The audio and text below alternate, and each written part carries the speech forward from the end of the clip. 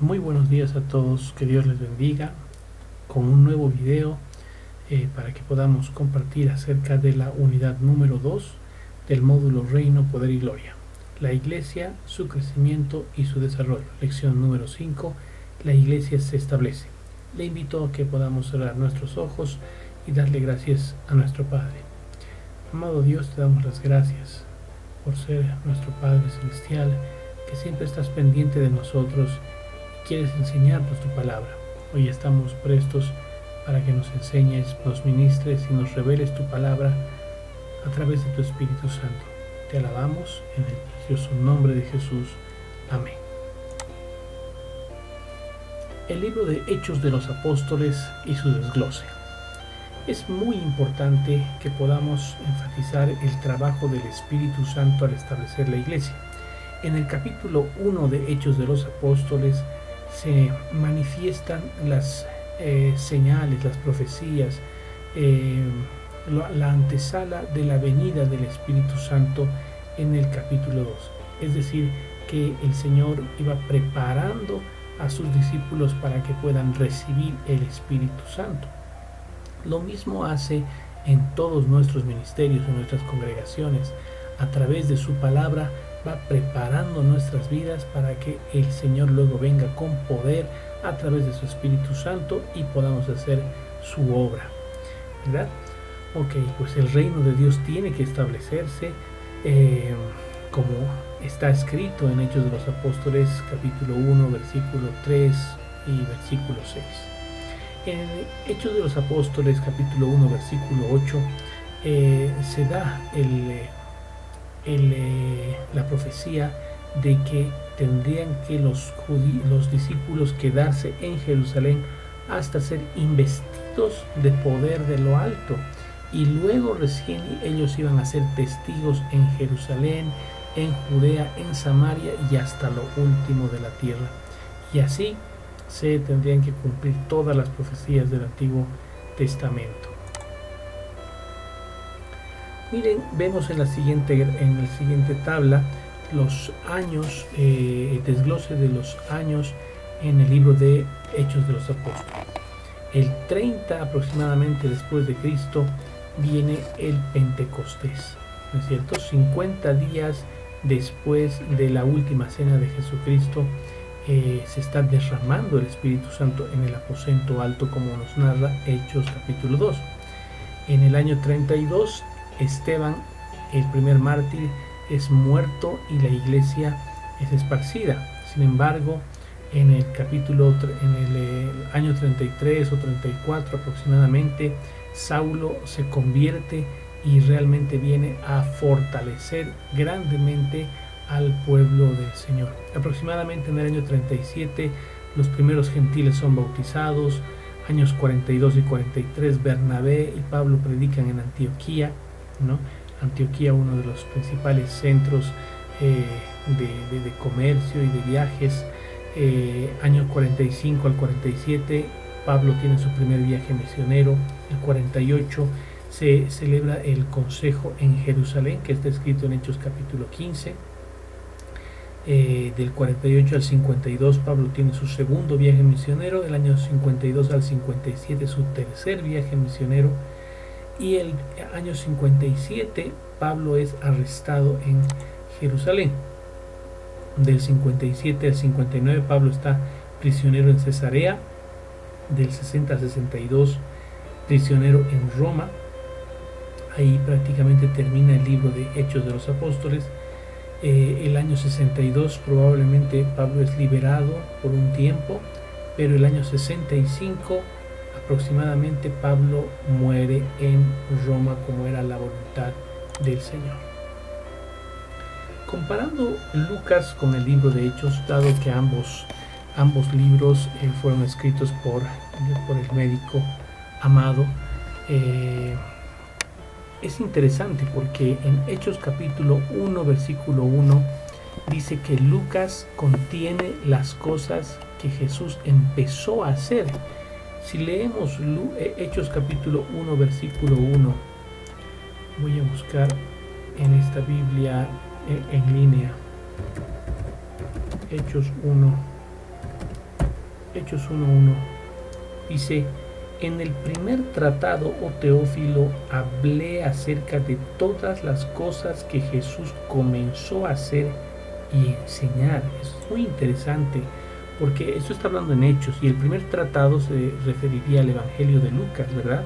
Entonces está diciendo, en el Evangelio de Lucas se habla de las primeras cosas que Jesús comenzó a hacer, o de las cosas que Jesús comenzó a hacer y a enseñar, lo que nos daría a entender que en Hechos de los Apóstoles el mismo Señor Jesucristo, pero esta vez a través del Espíritu Santo, continúa haciendo las cosas por las manos de sus discípulos, ¿no? Y se hace la declaración de Hechos capítulo 1 versículo 8.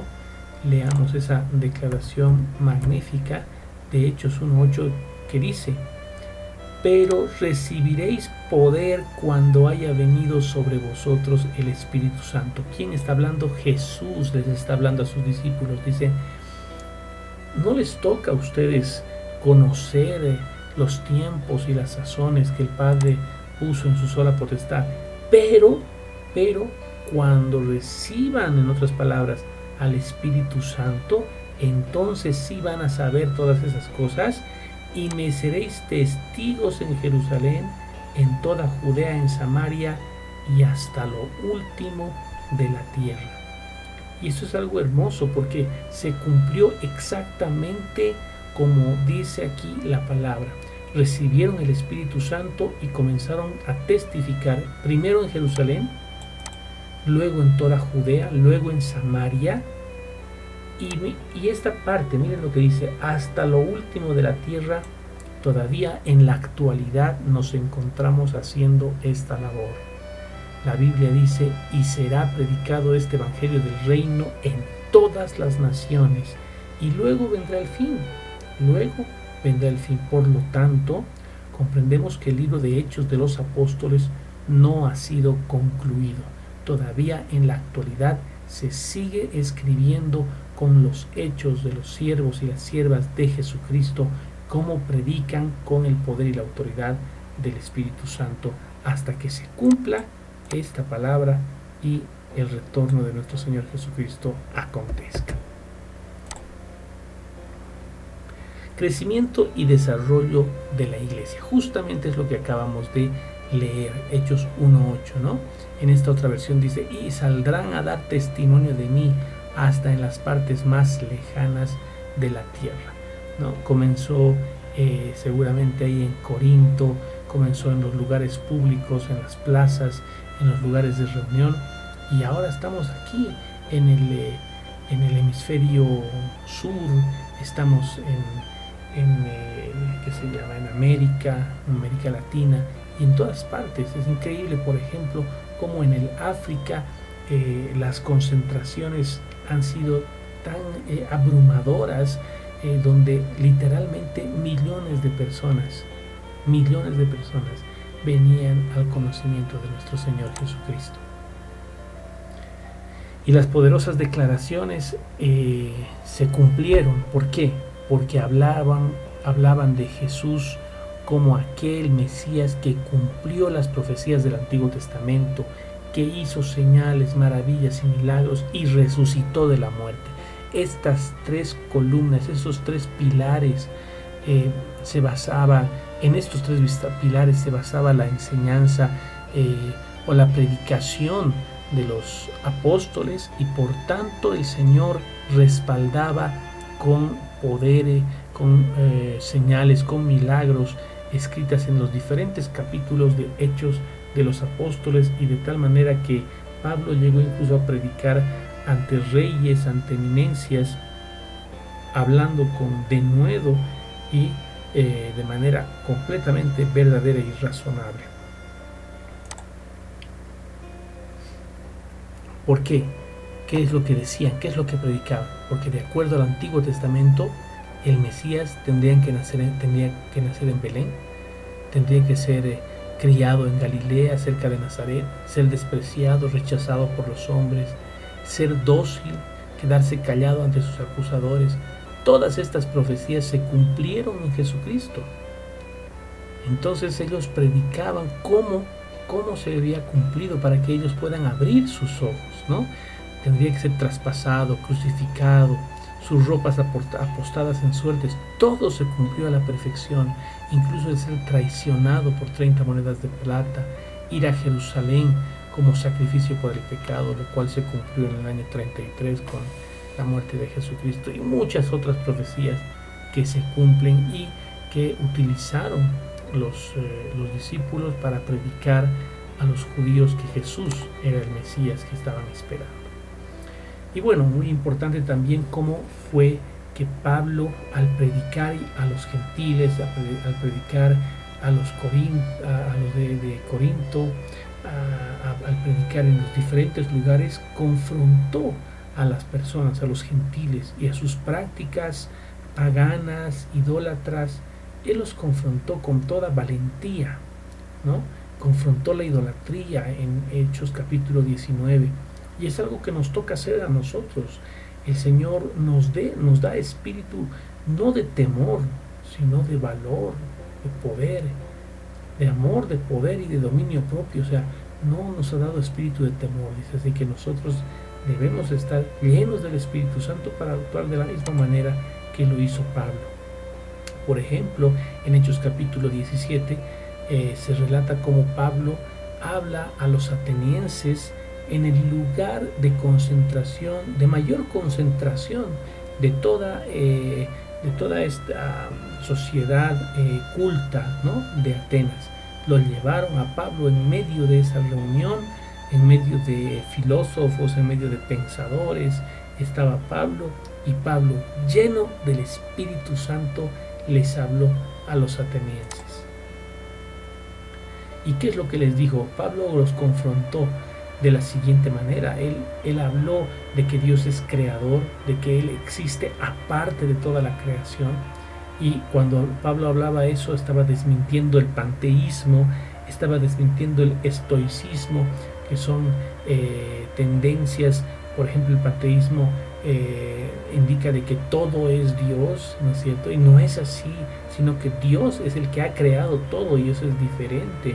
El estoicismo, por ejemplo, es una filosofía que dice que el hombre puede llegar a dominar todos los aspectos de su carácter por su propia valentía, ¿no? De ahí viene el estoico. O sea, por su propio valor, por su propia valentía y su carácter puede llegar a dominarse.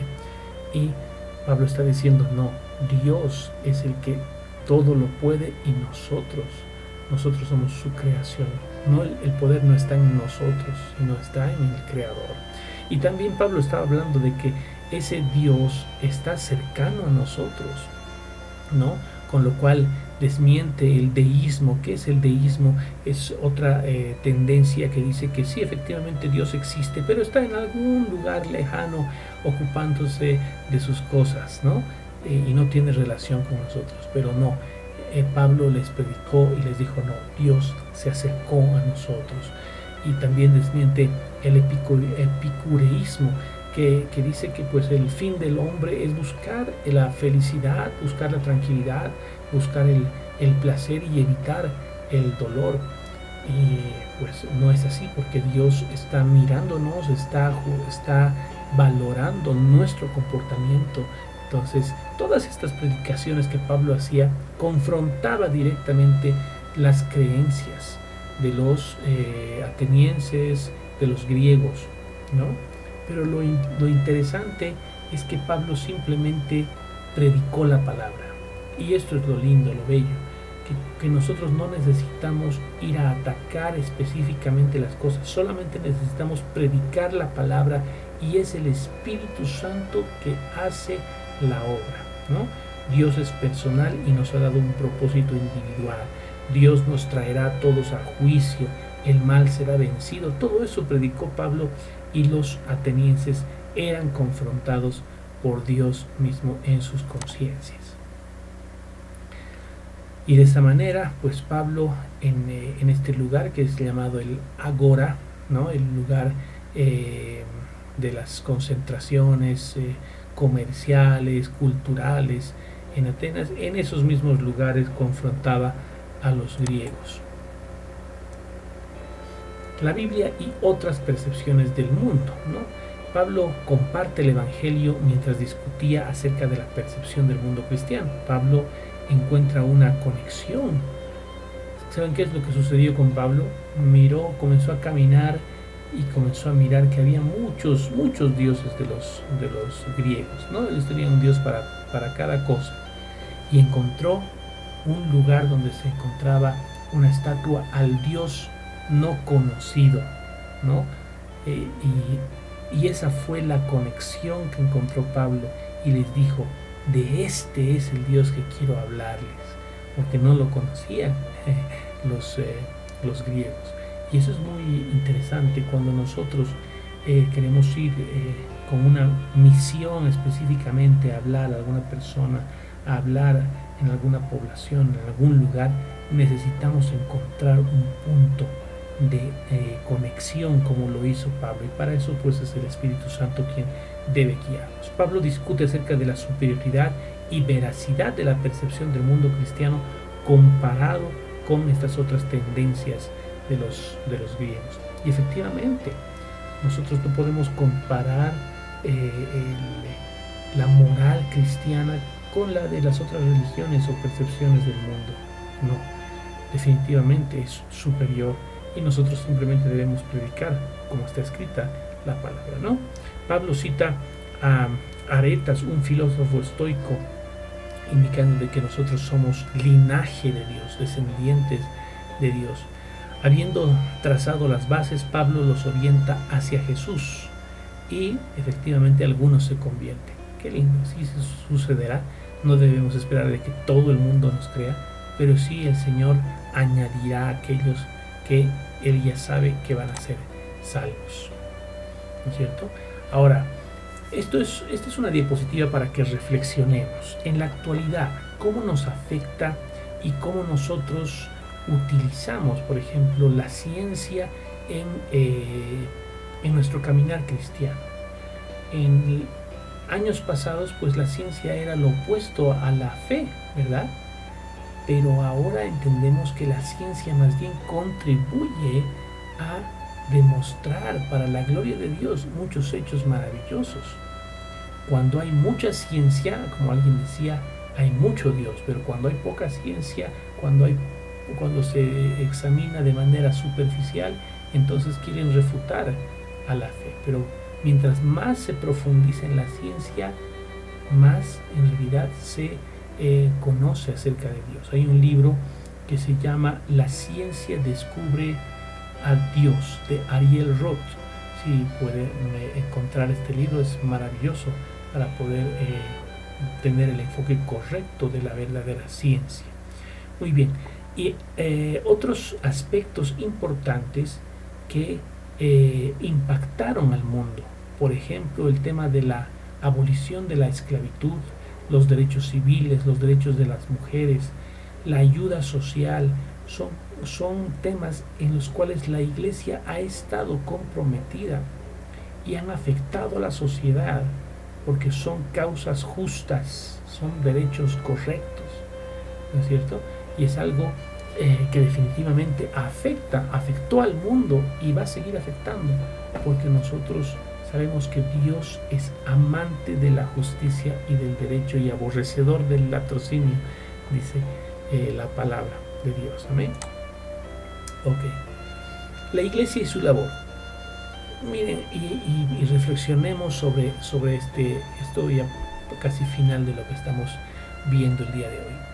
Desde Hechos capítulo 2 versículo 44 a 45 y también más adelante, la palabra del Señor me enseña de que todos los creyentes estaban juntos y tenían todo en común. La palabra clave aquí es la unidad. Es el deseo cumplido de Jesús en su oración cuando dijo: Padre, te pido que sean uno, que sean perfectos en unidad. Este es el origen de todo, mis hermanos. Cuando se cumple esa unidad hay poder, ¿no es cierto? Y justamente ahí vemos los hechos magníficos de poder, donde se hacían señales, milagros, aún con la sombra de Pedro, dice que eran sanados las personas, ¿no? ¿Por qué? Porque se parte de la obediencia, de la unidad, y eso es lo que quiere el Señor en su iglesia, que haya unidad, que haya amor, que nos preocupemos los unos por los otros, ¿no? Y entonces el Espíritu Santo descenderá con poder y se van a mostrar todas esas señales aún en la actualidad, ¿no? Hechos 4, Hechos 5 nos muestra de que las necesidades de la iglesia eran satisfechas, ¿sí?, en las diferentes instancias, y eso nos habla que nosotros también debemos preocuparnos por nuestros hermanos cuando tienen necesidad, no solamente con oración, sino también ayudando a los que tienen necesidades económicas. Y por lo tanto vemos, ¿no?, Hechos de los Apóstoles, desde el capítulo 2 hasta el último capítulo, vemos cuál fue el camino, ¿no? Por ejemplo, vemos 3,000 se agregaron en aquel día, los discípulos llegaron a ser 5,000, más y más hombres y mujeres han llenado toda Jerusalén. El número de discípulos aumentaba mucho en Jerusalén, muchos sacerdotes aceptaban la fe, los que fueron esparcidos anunciaban la buena noticia donde quiera que iban, causaron un revuelo en el mundo entero. Y es así que Dios respaldará